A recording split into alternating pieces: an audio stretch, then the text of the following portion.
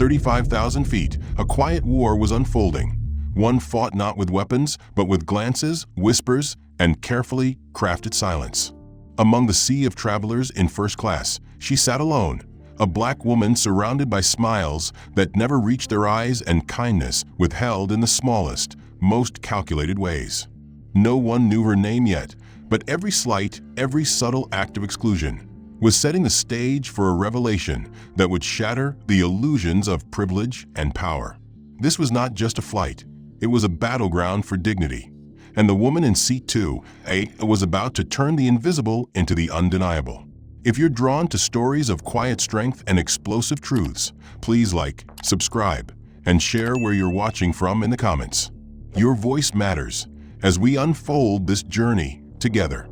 Avonlea arrived at Gate B19 with a quiet step, dragging behind her a sleek black carry-on. She wore no flashy logos, no designer scarf, just structured elegance. A navy wool blazer, pressed slacks, and modest leather flats polished to a soft sheen. Her curls were pulled into a loose knot at the nape of her neck, and her posture held a calm, intentional poise. She wasn't new to flying. She wasn't new to discomfort either. The boarding lane for first class was already open, and the crowd that usually gathered to sneak glances or form impatient lines was strangely thin. Avon approached the aircraft door, handing over her boarding pass without hesitation. Brindal, the senior flight attendant posted at the entrance, looked over the pass without meeting her eyes. Her makeup was immaculate, her lips painted a cold mauve, and her gaze remained fixed just above Avon's head as she reached for a marker hidden behind the panel. With deliberate stillness, she took a red felt tip and marked the corner of Avon's ticket.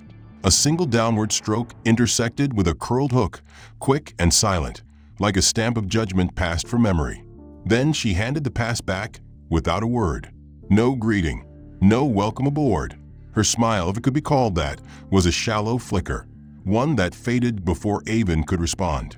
Avon paused for a breath. She'd flown often enough to know what standard protocol looked like. She knew this wasn't it. Still, she moved forward, entering the narrow jet bridge and stepping into the cabin where the hum of recirculated air met her like a soft warning.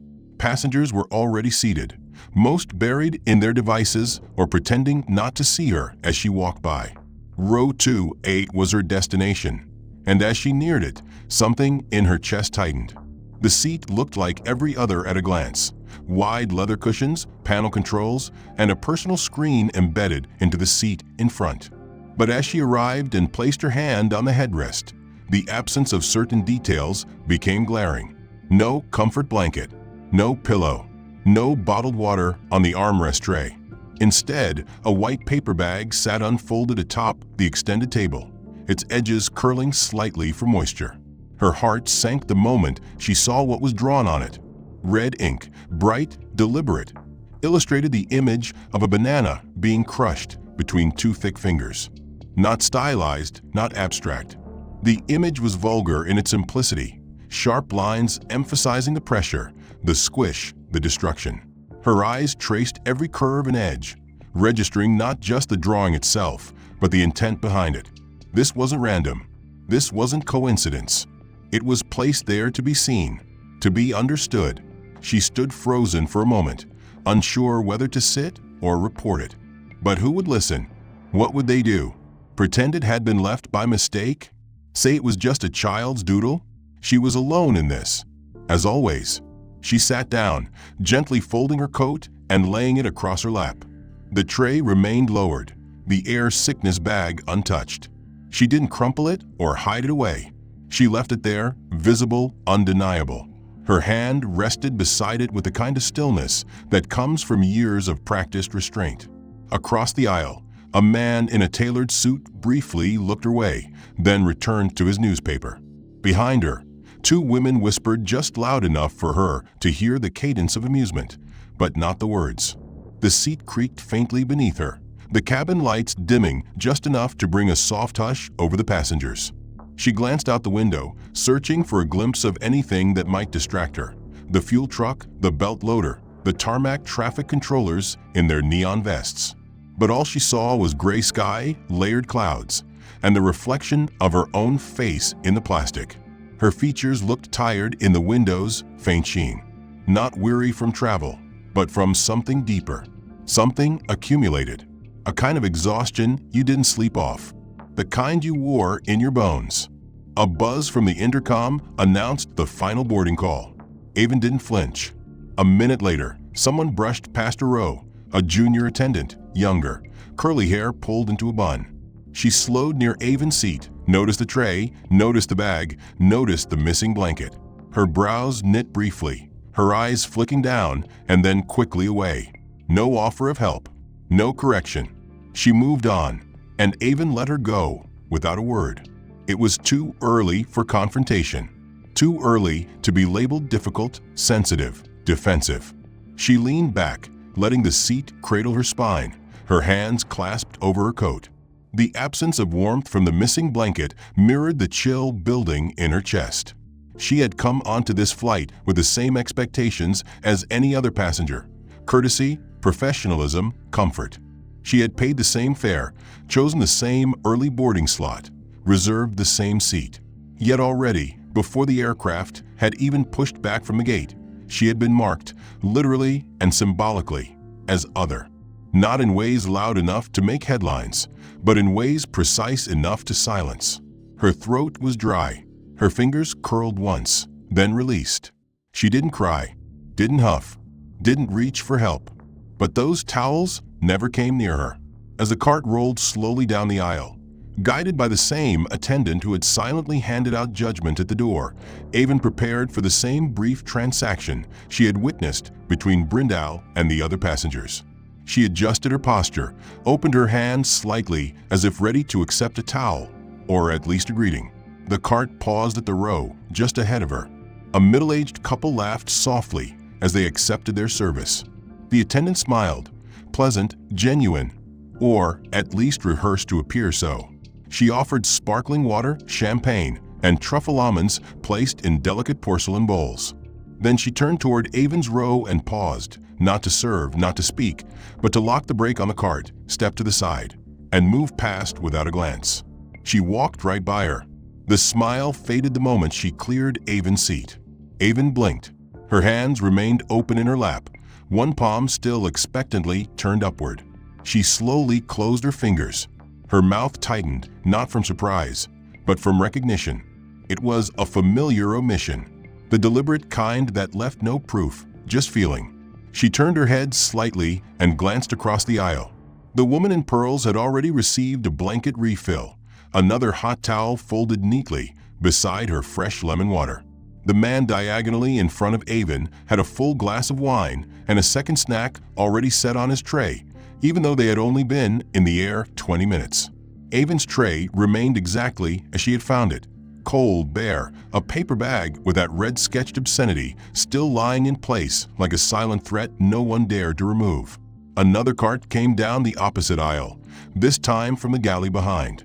A different attendant, younger, shorter, with auburn curls and softer features, moved with a quiet efficiency. Avon watched her closely, hopeful for a correction, for a clean start. But again, the moment the young woman reached Avon's seat, her eyes slid away. She focused instead on a passenger behind, already reaching into the lower compartment for a ginger ale someone hadn't even asked for yet. Avon's presence might as well have been empty air. Her stomach remained hollow, not from lack of food, but from a gnawing ache of invisibility. She adjusted her coat again, straightening the lapel as if neatness might somehow recalibrate her dignity. Her fingers brushed against the corner of the titanium business card still hidden in her inner pocket, a shape she remembered more than felt. But it stayed there, unused. The time for revelation was not now, not yet. Her purpose here was observation, endurance, proof.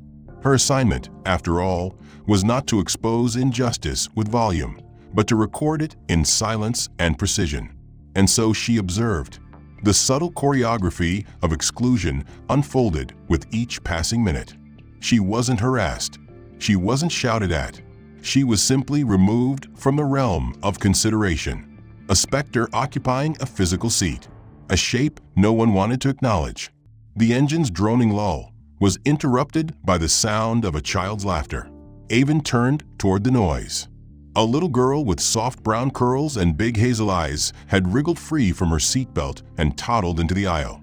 She was no older than 5, wearing a pink cardigan with a sparkly unicorn patch stitched across the front. As she passed Avon's row, she paused, her eyes catching on Avon's face. Without hesitation, the child smiled and raised her hand to wave. Her fingers wiggled in innocent recognition. Avon softened instinctively, offering a smile in return.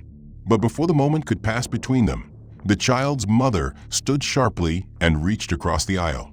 Her hand grasped the girl's wrist with force, pulling her back mid-step.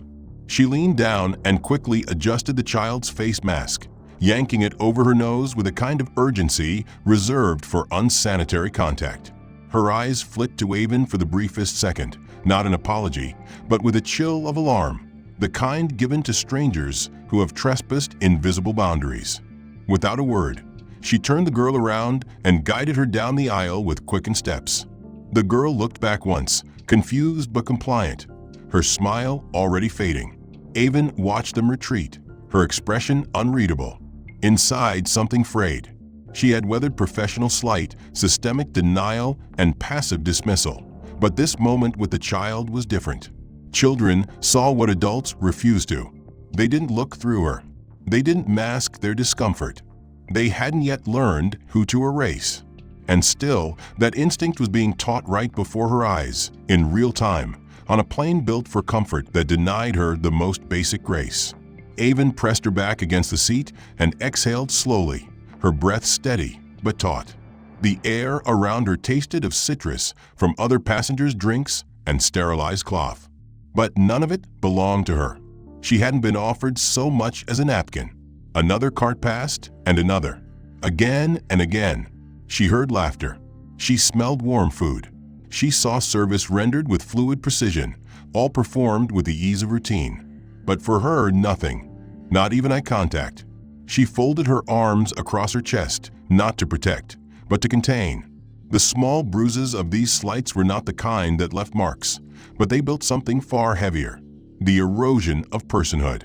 Her presence, like the paper bag still sitting untouched on her tray, was being willfully ignored. The air in the cabin had grown still, cold not in temperature, but in the undercurrent of coordinated dismissal that hummed just beneath the polite facades of the crew. Every movement of the attendants reinforced that she did not belong. She was not being denied loudly or publicly. She was being erased slowly, clinically, with a kind of precision that only came from practiced routine. The meal service began shortly after the drink carts were stowed, and the anticipation was tangible among the passengers. Avon watched as Brindal and her assistant, Lita, moved methodically from row to row, presenting each traveler with a glossy, laminated menu enclosed in a silver trim sleeve. The menus caught the cabin light and reflected it across the aisle, adding to their allure. They were offered with a smile, a brief explanation of the chef special, and a mention of the wine pairings. The air filled with murmurs of satisfaction, forks clinking lightly against ceramic as the passengers reviewed their options. Then the cart neared Avon's row. Her eyes met Brindle's for the first time since boarding, though only briefly, and it was not a meeting of acknowledgement. Brindle's expression remained blank, unreadable, but her actions spoke louder than any words might have. Without stopping the cart, without making eye contact, she reached down and flung a single sheet of folded paper onto Avon's tray. It landed with a dull slap, half sliding into the air sickness bag that still lay undisturbed. Avon unfolded it slowly. The page was wrinkled, stained at the edges with what appeared to be old coffee and finger grease. It wasn't laminated. It wasn't even clean. The menu was an outdated version of the airline's offerings, one she recognized from nearly a year ago, featuring discontinued items and a missing dessert listing. Several items had been crossed out in black ink. The corners were bent, and the print was faded.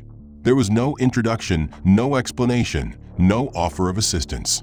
Brindal had already moved on to the next row, smiling as she handed the updated menu to a couple seated just behind Avon. The woman there giggled at something Brindal said, and the man nodded in approval. Avon, meanwhile, sat holding the discarded paper, her fingers trembling slightly as she pressed the creases flat against the tray. She didn't need to see the rest of the menu. She already understood that her choice had been made for her. 20 minutes later, the smell of warm butter, grilled meat, and roasted vegetables filled the cabin. White linen napkins were laid across laps, and gleaming silverware unwrapped with care.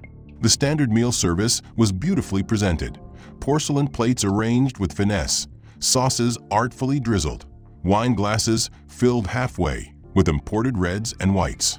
When her meal finally arrived, it came not with the others, but last, after the rest had begun to eat, after the servers had moved past her row and doubled back.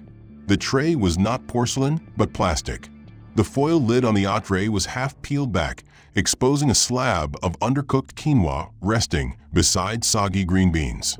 The carrots had bled color into the rice, turning the dish a sickly orange. There was no salad, no bread, no dessert. A small sticker on the side of the tray read Vegetarian Special 1A in crooked block print. Avon had never requested a vegetarian meal. The label was a quiet accusation, suggesting she had asked for this, chosen this, when in fact it was just another decision made without her voice. Lita placed the tray in front of her without ceremony, without even a glance, and walked away. Avon stared at the food. It smelled bland and looked worse, the texture of the rice clumping in unnatural shapes against the cold plastic. She didn't move to touch it. Around her, cutlery clinked, corks popped, laughter rose in waves. Passengers commented on the lamb's tenderness, the sharpness of the blue cheese, the balance of the merlot. She heard a toast being made 2 rows back. None of it was for her. She looked around. Not one face turned in her direction. The world was continuing without her. She was a body in a chair, a seat filled for logistical purposes, but not a guest, not a customer, not a human being worthy of acknowledgement. She considered pressing the service button, not to complain, not even to ask for better, but just to remind someone that she was there, that she existed. But her hand didn't move. She already knew what would follow. The fake smile, the dismissive tone, the quiet notation in some internal system labeling her as a problem. So she sat. She watched the meal go cold on the tray, untouched. Her stomach ached, not from hunger, but from pressure, from a quiet war being waged around her with sterile tools and practiced cruelty. She turned again to the window, finding no comfort in the clouds. They stretched like flat plains beneath the aircraft, blank and distant. Even the sky seemed indifferent. She wondered how many passengers had seen what was happening, how many had noticed the differences in treatment, how many had looked away on purpose. The worst part wasn't the exclusion. It wasn't the cold food, the torn menu, or even the drawing still crumpled on the sickness bag beside her elbow. The taste of humiliation, stale and bitter, coated the back of her throat like old copper. The air in the cabin hadn't changed, but she felt it differently now. The humming of engines, the shuffle of slippers on carpet, the crinkle of snack wrappers. Every sound felt magnified, all while she remained in place, untouched, unacknowledged, unreal. Her breath grew stale behind the closed lips she hadn't parted in hours. When she finally shifted her weight, it wasn't to seek comfort. It was necessity. She needed to retrieve a small notebook from her carry-on, tucked above in the overhead bin, where she'd placed it at boarding. She had planned to use it for notes, observations, timestamps, personnel descriptions. Instead, it had stayed locked away while her mind cataloged every act of erasure in real time. Avon unbuckled her belt, stood slowly, and turned toward the aisle. The movement was small, quiet, deliberate. No sudden gesture, no confrontation, just a woman reaching for her belongings, her face calm despite the churn beneath the surface. She stepped into the narrow space of the aisle and raised her arm toward the bin. But before she could stretch fully, the sound of squeaking wheels snapped her attention sideways. Flight Attendant Janae, the one with the practiced smile and silent demeanor, appeared just 2 rows down, pushing the drink cart forward. But instead of continuing smoothly or offering a simple pause to allow Avon access, she made a show of struggling with the brakes, locking the cart abruptly just inches from Avon's knees. The corridor shrank around her, suddenly tighter, claustrophobic. Janae crouched without a word, a sanitizing cloth already in hand. She pressed her knees to the carpet and began scrubbing the floor just in front of Avon's feet. Her back turned, her body forming a blockade. Avon stood motionless, arms still half lifted, frozen between the intention to reach up and the necessity to step back. Passengers from the rear watched the scene unfold as they moved toward the lavatory. The aisle had narrowed. Movement was stalled. The visual message was clear. Avon was in the way. One man in a blazer made a soft, disapproving sound as he stood behind her. A woman clicked her tongue. No one spoke directly to her, yet she felt the heat of their discontent like a spotlight angled too tightly. Janae continued her performance, dabbing at a non-existent stain with slow, exaggerated precision. She never looked up, never acknowledged Avon's presence. And Avon, caught in that narrow space between hostility and performance, stood like a pillar of silence. No seat to return to, no aisle to move through. She waited. 2 full minutes passed before Janae finally stood, dusted her knees, and rolled the cart forward without so much as a glance. Avon stepped back into her row, her chest tight, her hands cold. She did not reach for her bag again. Her body, in that moment, had become a target, a blockage, an inconvenience. It didn't matter that she had followed procedure, didn't matter that she had waited for a lull in service. The punishment was not for action. It was for presence. She sat once more, folding her arms tightly as she leaned into the curve of the seat, her face angled away from the aisle. The tray still rested before her, the meal untouched, the paper menu curled at its edge. Her reflection shimmered faintly in the darkened screen embedded in the seat ahead, distorted by the curve of the plastic and the dim lighting. She looked tired. And then something changed, something small but undeniable. Avon caught the subtle movement of the passenger across the aisle, a man in his 30s wearing tortoiseshell glasses. He had been watching, not obviously, not with open curiosity, but in the half-turn of his head and the way his eyes lingered just a second too long. She could tell he had seen what had happened. And yet he did nothing. He turned back to his tablet. He resumed reading. The confirmation hit her harder than the act itself. Not because he failed to intervene, but because he validated what she already knew. This was routine. This was a system designed not just to exclude, but to normalize the exclusion. And it was working. She closed her eyes for a moment, just long enough to recalibrate her posture. She could not afford anger. She could not afford emotion. She had to remain still, measured, invisible in her strength. When she opened her eyes again, she noticed something she hadn't before. Something small, rectangular, and glossy, stuck behind her headrest at the top corner. She turned slightly, craned her neck, and caught a glimpse of it in the screen's reflection. A laminated tag, bright red, affixed with a transparent adhesive. The text, though reversed in the reflection, was unmistakable. Security flag, do not disturb. It hadn't been there at boarding. It hadn't been there when she sat. Someone had placed it behind her head while she had remained still in her seat, unaware, a passive participant in her own labeling. A tag designed for crew-only communication. Every new action against her was quiet enough to fly under the radar, subtle enough to be denied, but sharp enough to wound. Still, Avon didn't react. Her silence had become both armor and indictment. Her stillness was a threat in a system built on assumed compliance. The air around her grew tighter with each passing minute. The plane had been in the air for over 2 hours, and the mood among the other passengers had lightened considerably. Drinks had been refilled. Meals were finished. Dessert trays had circulated twice, each time skipping her row without so much as a glance. Behind her, conversation flickered like low static. Voices rose and fell in casual rhythm, but a specific tone cut through the blur. A short burst of stifled laughter. The metallic click of a phone camera shutter. A sudden pause. She didn't turn around, but she felt it.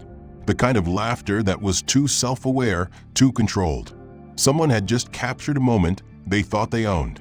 Avon shifted slightly, tilting her head just enough to catch a reflection in the window beside her. The image was warped by the glass, faint and doubled, but she saw it, A man in his late 20s, seated diagonally behind her, holding his phone low and angled forward, the lens still pointed in her direction. He wasn't subtle. He wasn't trying to be. He tapped at the screen, typing something quickly, then lifted his drink with the self-satisfaction of someone who had just scored an inside joke. She didn't need to see the message to know what had been shared. The look on his face was enough. The smirk, the smug lean back, the raised brow as he showed the screen to the man beside him. It wasn't just a photo, it was a story. A narrative that reduced her to a stereotype, a target, an intruder in a space she'd paid to enter. Moments later, another alert chimed, this time on the personal tablet of a woman seated in the row ahead. She laughed, loudly, then passed the device to her seatmate. The chain reaction was swift and silent. Screens turned, eyes flicked up and down the aisle. No one looked directly at Avon, but every glance just barely missing her was louder than a confrontation. They weren't laughing at a joke. They were reinforcing a truth they believed. She didn't belong here. Avon stared out the window, her face a mask. She knew the look. She'd seen it in boardrooms, conferences, interviews, the way people could agree on something cruel without ever saying it aloud. They would never admit it, of course. Not on record. But their silence screamed. The sound of heels approached again, a slow, deliberate rhythm tapping down the aisle. It was Brindell this time. She walked with grace, her posture rigid, her gaze sweeping the cabin like a scanner measuring obedience. As she passed Avon's row, something light brushed against Avon's feet. She looked down and saw a folded slip of paper, positioned too perfectly to be random. Its corners were crisp, the fold sharp, deliberate. Avon reached down and picked it up with calm fingers, unfolding it beneath the tray where no one else could see. It was a form, an internal complaint slip from the airline, the kind issued for passenger disturbances or in-flight incidents. But this one hadn't been filled out properly. There was no flight number, no gate stamp, no date or time. Only a single handwritten line, scrawled in black ink like a hasty note. Possible threat. Watch closely. There was no name, no initials, no identifying mark to trace. Just a note, vague and dangerous, a phantom accusation crafted to justify everything that had come before. Her stomach turned. The paper felt heavy in her hands, like it carried the weight of something that could be used against her at any moment. She folded it again and slid it beneath her coat without reacting. No one saw. Or maybe they did. It didn't matter. The seed had been planted. The character assassination was already in progress.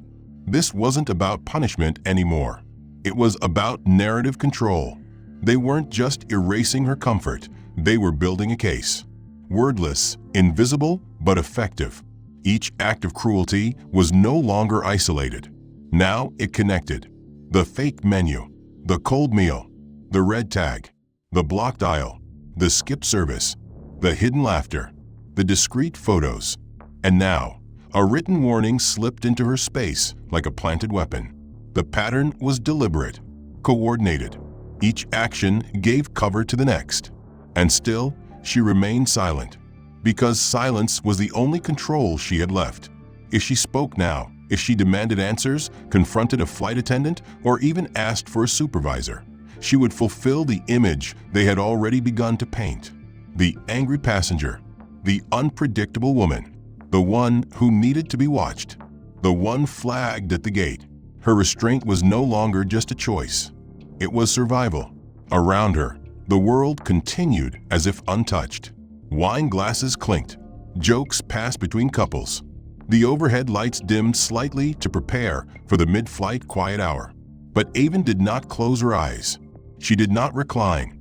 She stayed upright, unmoving, a still point in a shifting sea of complicity. Her presence alone had become a disruption, and every tool the crew used to silence her only made that truth more undeniable. Somewhere in the front galley, she could hear the murmur of crew voices. She couldn't make out the words, but she recognized the cadence. It was the sound of people exchanging glances, confirming decisions without ever putting them into writing. Not because they'd seen her do anything wrong, but because no one had seen her be treated right. She had not eaten. She had not spoken. She had not even stood without punishment. She had become a shadow dressed in navy blue, taking up space yet denied all space. That was enough, apparently, to justify the rest. The cabin lights flickered briefly, signaling the transition into in-flight amenities, a timed moment where airlines offered high-end giveaways or branded gifts to thank their elite travelers. The cabin, humming with post-meal comfort, perked up as flight attendants returned with white drawstring bags embroidered with the airline's logo in shimmering gold. Inside was a premium travel pillow, memory foam wrapped in brush cotton, something symbolic of status more than necessity. Brindal led the procession, her expression radiant, her voice honeyed with corporate cheer. She moved down the aisle with practiced choreography, offering the bag with a smile, a compliment, a nod. Row after row, hand after hand. The passengers received them gratefully, accepting the bags with nods of inclusion, reinforcing their place in this rarefied air. Avon sat perfectly upright, her hands resting lightly on her knees, eyes forward. She did not expect kindness. She expected the pattern to continue. Still, the omission burned deeper when it came wrapped in satin drawstrings and wrapped in public spectacle. Brindal moved past Avon's seat without pause, without even a glance. The man sitting beside her, broad-shouldered and half asleep from wine, received too, one handed directly to him and another placed on the empty seat between them when he jokingly motioned that he needed an extra for his wife at home. The attendant laughed, indulged him, and kept walking. Avon sat still. She was not offered one, not asked, not addressed, not even considered. The man beside her, already oblivious from a steady stream of drinks, leaned back with both pillows balanced on his chest, chuckling to himself as he fumbled with his seat control. He never looked at her. No one did. In her lap, her hands twitched once, then stilled. A branded pillow meant nothing in function, but in meaning, it stood for recognition, for respect, for validation that one existed in the eyes of others. The absence of it was deliberate. Her lack of protest was expected. She glanced briefly toward the forward galley and caught the eye of a junior attendant, Lita, who saw her empty tray, the lack of pillow, the posture of someone frozen in emotional restraint. Their eyes met for less than 2 seconds. Lita blinked, hesitated, then turned away. Another silent confirmation. Another voice choosing absence over courage. The aircraft dipped slightly as it crossed into another jet stream layer. The shift was mild, but enough to cause one of the passengers in row 3 to stumble slightly as he stood to use the lavatory. He had been drinking since takeoff, his voice carrying louder with each passing hour. Laughter, slurred jokes, and offhand commentary had rippled out from his seat like an unchecked radio frequency. As he moved forward, attempting to navigate the aisle, the aircraft gave a small tremor, a pocket of turbulence not strong enough to warrant seatbelts, but enough to sway balance. The man veered suddenly and fell sideways, landing directly on the armrest between Avon and the seat beside her. His weight crashed into her with a thud, his elbow knocking her shoulder as his body collapsed halfway across her lap. His breath reeked of gin and peppered steak. Avon froze. The impact jarred her spine against the seat, her hands reflexively curling into fists at her sides. The man mumbled an incoherent apology, not directed to her, but to no one, then rolled off and continued forward, laughing as he went. The passengers nearby chuckled. Someone called out, "Lightweight." Brindal, who had been restocking snacks in the galley just a few feet away, glanced over her shoulder but made no move to intervene, assist, or acknowledge what had happened. No one did. No one offered to help her sit upright again. No one asked if she was okay. The moment passed like a ripple disappearing into still water. Avon sat stunned, her body stinging from a contact, her dignity splintered by the weight of impact and the void of response. Her jaw clenched so tightly she feared her teeth would crack. She turned her head slowly, checking the aisle, confirming what she already knew. There would be no acknowledgement. Not from the crew, not from the passengers, not from anyone. To them, it had been nothing. A clumsy accident, a laughing matter, nothing worth noticing. She was not worth noticing. Her existence in that seat had been so reduced, so diluted by hours of silent hostility, that even when a man collapsed on her body, it was seen as an inconvenience to him, not a violation of her. She inhaled slowly, her eyes closing for one steady moment before she straightened her spine. Her hair had been mussed slightly from a fall. She smoothed it back with calm fingers, not for appearance, but to regain a fraction of control. She adjusted her collar, rebalanced her coat across her lap. The shadows of cruelty that had followed Avon Lee throughout the journey were not fading. They were consolidating, growing denser with every minute, pressing tighter around her like an invisible harness cinched by unseen hands. The branded pillow she never received now sat in multiples across other passengers' laps, folded comfortably under necks or tucked between elbows. Her tray was still down, still cluttered with the uneaten meal from hours ago, still marked by the red-sketched air sickness bag that had been the first sign of contempt. Her body ached from being crashed into and ignored. Her heart, though steady, beat against a ribcage, growing heavier with the weight of suppressed truth. But she sat still, calm, watching, measuring, waiting. Brindle, unshaken in her authority, had returned to the front of the cabin. She adjusted her scarf, glanced at her watch, and then reached for the intercom microphone with a bright grin. Her voice came through the cabin speakers with exaggerated enthusiasm, the same corporate cheer she had used hours earlier to deliver gifts Avon never received. Ladies and gentlemen, as we begin our final descent, we'd like to take a moment to celebrate one of our passengers with a little surprise. Today, we're awarding a voucher for a luxury weekend getaway at the Grand Palmera Resort, courtesy of Sky Elite. There were murmurs of delight, a few claps, a couple of passengers leaning forward with curious smiles. Brindle made a show of pulling a faux envelope from the drawer beneath her drink station and holding it like a prize in a game show. "Let's see who our lucky guest is, shall we?" she chirped. She made a deliberate show of checking a slip of paper, her eyebrows rising theatrically. "Oh my, would you look at that? C2A." She didn't just say it, she lingered on it, allowing the syllables to float in the air like bait. For a second, the cabin fell into silence, the tension thick with anticipation. And then it happened. Chuckles, gasps, the quick exchange of glances. Someone 3 rows back let out a sharp exhale, halfway between laughter and disbelief.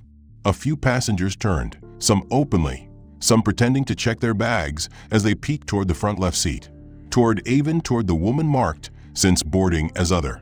Brindle smirked, tapping the envelope against her palm with mock surprise, as if the idea of Avon winning anything was the punchline to a private joke. "Well, isn't that something?" she said, voice slick with amusement. The man beside Avon shifted, clearing his throat as if uncomfortable with the attention, though not uncomfortable enough to intervene. The whisper of 2A passed between rows like a current. Avon sat still. Her hands, resting lightly on her coat, moved. One deliberate motion. She stood, not quickly, not defensively, but with the measured authority of someone who had allowed herself to be underestimated for far too long. Her spine uncurled from a seat, her figure tall and composed, framed by the overhead lights and the gathered stares of those who had dismissed her as silent, unimportant, a caution to be ignored. She reached into the inside pocket of her navy coat, the very one that had folded over her lap during the entirety of the flight. Her fingers moved with certainty, no hesitation. From within, she drew out a gold-plated identification card encased in a leather wallet, worn at the edges from use but polished to precision. The cabin quieted at the sight of it, not because it was loud or dramatic, but because of the way she held it, centered, visible, commanding. She didn't lift her voice. She didn't need to. The gold emblem glinted beneath the cabin lights as she tilted it just enough for those closest to read it. FAA, Federal Aviation Administration, Office of Aviation Policy and Enforcement. Underneath, her name, her title, Inspector. There was a long silence, longer than anything else that had passed between them during the flight. Brindle's smile faltered. Her fingers stopped tapping the envelope. The color drained slowly from her face, but she said nothing. Behind her, Lita froze in the middle of stacking trays. The man across the aisle sat up straighter. Even the buzz of the engines seemed to recede beneath the weight of the moment. Avon met no one's eyes directly. She didn't have to. Her presence, now undeniable, did what her silence never could. It filled the entire cabin. For 6 hours, she had been degraded, ignored, laughed at, marked. Every interaction designed to break her spirit, to turn her dignity into a question, to make her doubt the worth of her own existence in that space. And now, with a single motion, she'd erased their narrative. She didn't speak because the badge spoke for her. She didn't accuse because the silence did that on her behalf. Slowly, she returned the ID to her coat, buttoned it at the collar, and sat down without a word. The envelope for the raffle still rested in Brindle's hand, now visibly shaking. Her other hand reached toward the cart to steady herself. There was no applause, no more chuckles, only silence, pure and pressurized. The silence of people who realized they had played the fool, that the woman they'd photographed, mocked, skipped, starved, and targeted was the one person on board with the power to write their names into a federal report. Avon didn't lean back. She didn't smile. She simply folded her arms and looked forward, not at anyone, but through them. Avon's gold FAA badge hadn't needed flashing lights or raised voices. Its presence alone was enough to rupture the illusion that this flight had been normal, that what they had done was ever appropriate, that their cruelty could remain undocumented. Brindle still stood at the front of the cabin, the envelope clutched in her left hand like a prop that no longer had any purpose. Her once confident posture wilted with every second that passed, her gaze fixed forward but unfocused, as if searching the cabin walls for a cue that would not come. She opened her mouth to speak into the intercom, perhaps to resume the descent announcement or distract from what had just occurred, but the words tangled in her throat. Her tongue hesitated, the cadence of her well-rehearsed safety script faltering. "Ladies and, she began, but her voice cracked the edges, the cheerful rhythm lost. She cleared her throat, tried again, but her tone carried none of its former authority. Behind her, Lita, the junior attendant who had watched so much in silence, reached for a stack of service feedback cards. Her hands trembled, her grip unsure. As she lifted the pile from the drawer beneath the serving station, the top half slipped from her fingers. The cards scattered across the floor with soft, papery flutters, landing near passengers' feet and under the drink cart. She stooped quickly, fumbling to collect them, her cheeks flushed with panic. No one helped. No one moved. Every eye in the cabin was shifting, not toward Avon now, but toward one another, toward the people who had participated, who had laughed, who had said nothing. The whisper of guilt, sudden and sharp, moved through the rows. Avon, still seated in 2A, moved with quiet precision. She reached down beside her bag and retrieved a slim matte black folder, the kind used by field agents for incident documentation. She placed it gently on her tray and opened it to reveal a small stack of forms, all neatly clipped, already tabbed. Her pen clicked softly. No announcement, no glare, just action. She began writing. Names, times, descriptions, flight numbers, interactions. Her handwriting was deliberate, controlled. Every letter carved with the clarity of someone who had trained to record without bias and to observe without emotion. This was not revenge. It was record. The red security flag tag behind her head still remained. Avon hadn't touched it. She hadn't even glanced at it since sitting down after revealing her ID. But someone else had noticed. A door at the front of the cabin opened with a soft hiss, the cockpit. A tall man stepped out, mid-40s, clean uniform, silver epaulets gleaming under the overhead light. His posture was calm but firm, and the silence that had settled over the cabin shifted slightly as his presence registered. He wasn't part of the regular cabin crew. He wasn't here to serve drinks or entertain games. He was senior flight security. The man approached row 2 without hesitation. His eyes moved briefly over the passengers, then fixed on the red laminated tag still tucked behind Avon's headrest. Without a word, he reached forward, peeled it off with careful fingers, folded it in half, and slid it into his front pocket. Then he turned to Avon and nodded once with quiet respect. "Inspector Lee," he said softly, voice low but clear. "I've been briefed." She didn't stop writing, but she gave a slight nod in acknowledgement. The man stepped back, scanned the cabin, and then returned to the cockpit, doors sealing behind him with the finality of a gavel. Around her, passengers adjusted their posture. The woman in pearls shifted her scarf. The man in the blazer beside her coughed into his sleeve. Across the aisle, the two young men who had shared the photo earlier now sat stiffly, their devices powered down, screens dark. No one dared meet Avon's gaze, not because she demanded it, but because they couldn't hold it. Shame had no volume, but it filled the room like thunder. Brindal remained frozen at the front.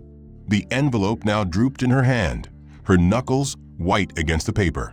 She said nothing. Avon continued writing. She wasn't hurried. Each line she inscribed was the answer to a question no one had asked her directly. What happened to you? How were you treated? What did you observe? The form didn't demand emotion. It demanded facts. And she had them all. The skipped service, the greasy menu, the blocked aisle, the red tag, the fake raffle, the physical contact, the absence of any apology. Each incident, once buried in silence, now took its place on the official record. Avon didn't look angry. She looked complete, fulfilled not in vengeance, but in the delivery of truth.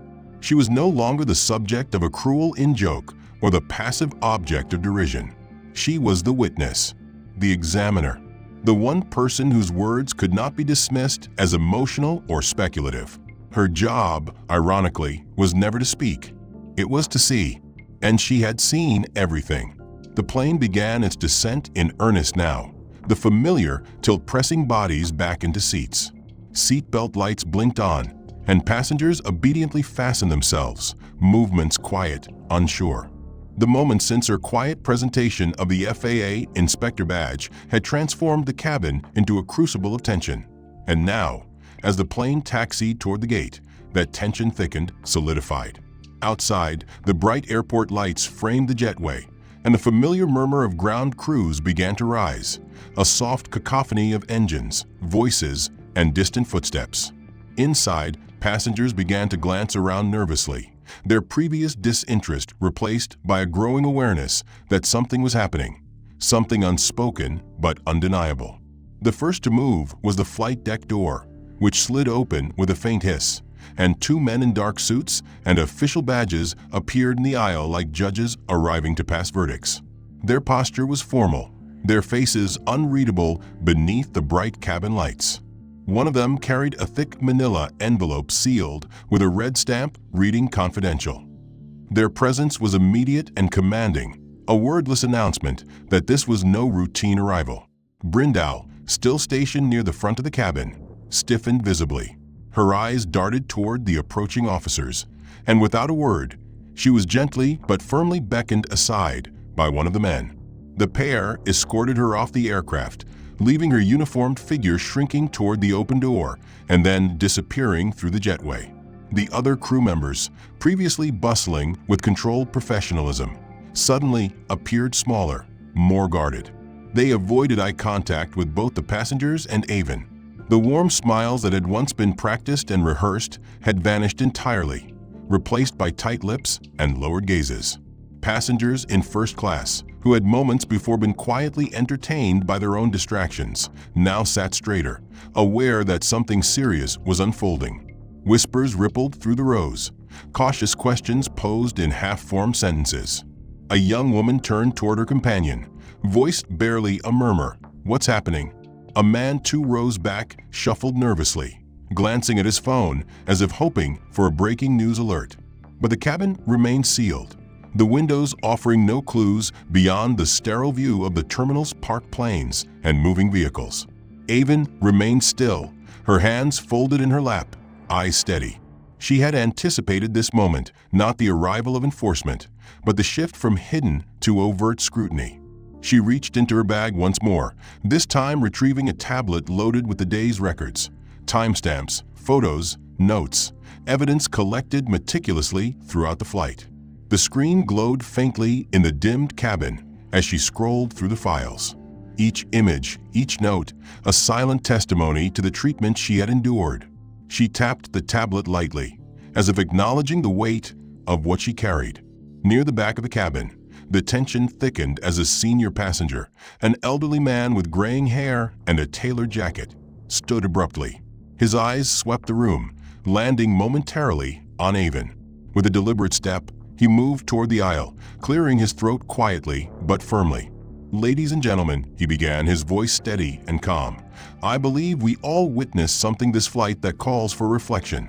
Heads turned toward him, the murmur of conversation fading into attentive silence. His gaze was firm, unwavering. "The treatment of one of our fellow passengers has been nothing short of unacceptable. We cannot pretend otherwise." A few passengers nodded, some whispered agreements, and the atmosphere began to shift from uneasy to charged. Behind him, a younger woman pulled out her phone, discreetly recording the moment. Word was already spreading beyond the cabin. Meanwhile, Avon opened the sealed envelope the officers had left behind on a small counter near the galley. Inside were letters of inquiry from the airline's corporate office, a list of formal complaints triggered by her report, and instructions for a full internal investigation. The airline had no choice but to act. The weight of institutional accountability had arrived. The cabin's mood darkened with realization. Brindle's earlier acts of quiet cruelty were no longer hidden behind smiles and routine. They were documented, challenged, and about to be judged. Avon closed the envelope and slid it into her bag. Her role was shifting from victim to witness to catalyst. Around her, the crew's demeanor continued to collapse. Attendants whispered urgently among themselves, their previous confidence replaced by the fear of consequences. Passengers leaned toward each other, exchanging impressions, forming opinions out loud now. The quiet exclusion Avon had endured had fractured into something visible, undeniable, contagious. It was a reckoning. The plane's engines shut down. The cabin doors opened. Ground staff moved to prepare for passenger disembarkation.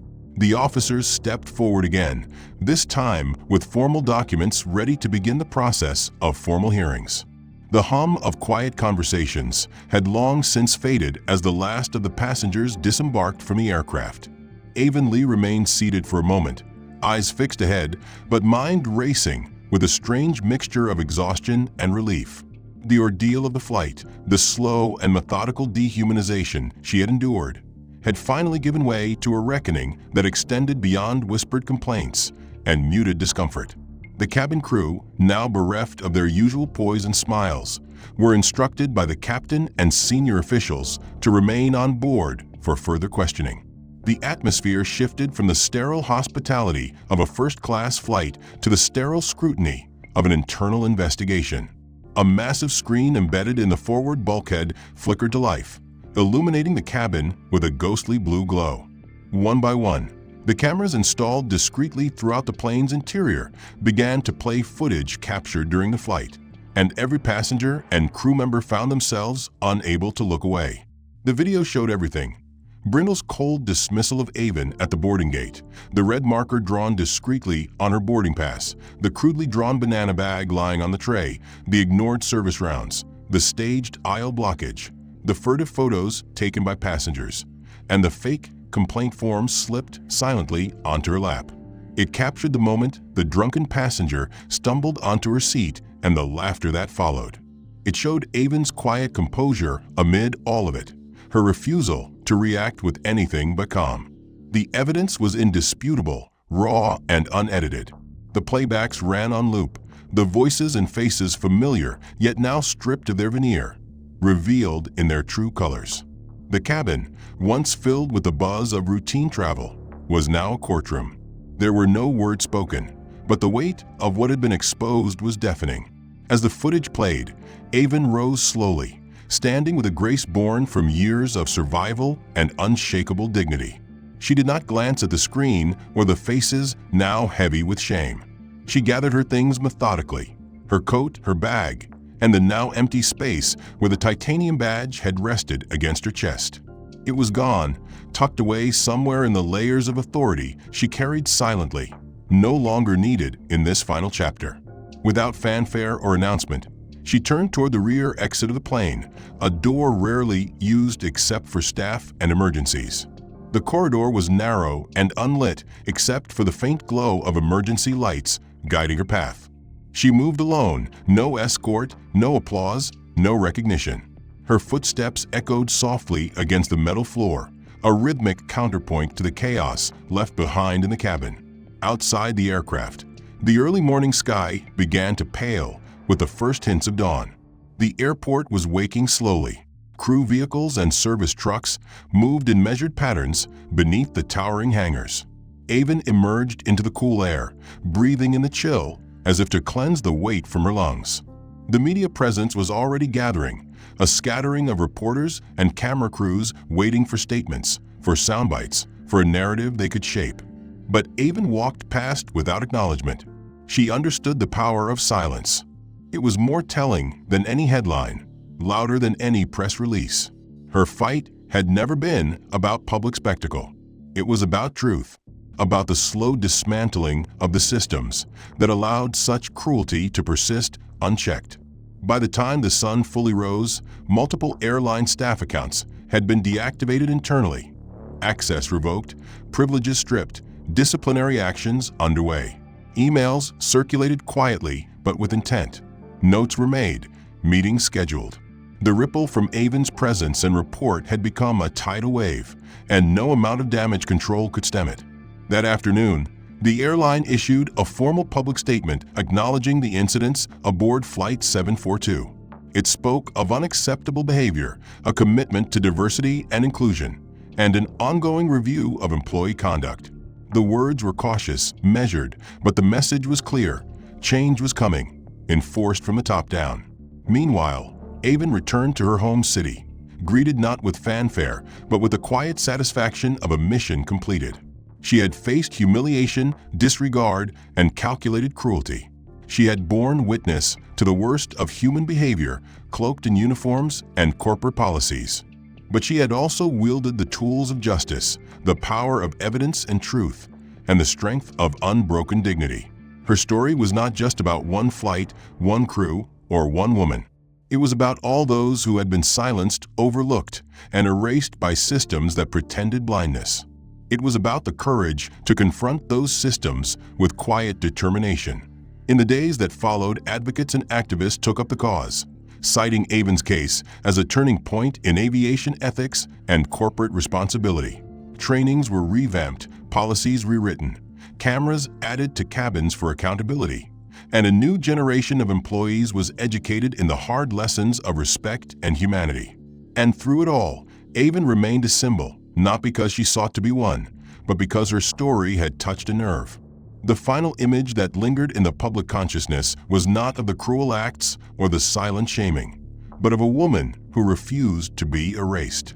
A woman who held onto her identity and her voice in a place designed to silence both. A woman who proved that dignity is not given, it is claimed, and that justice, even when quiet, can be unstoppable. The end. If you're enjoying this story, please give it a like and subscribe for more gripping narratives like this. I'd love to hear your thoughts. What part of the plot surprised you the most? Also, let me know where you're watching from in the comments below. Your feedback helps shape the next stories.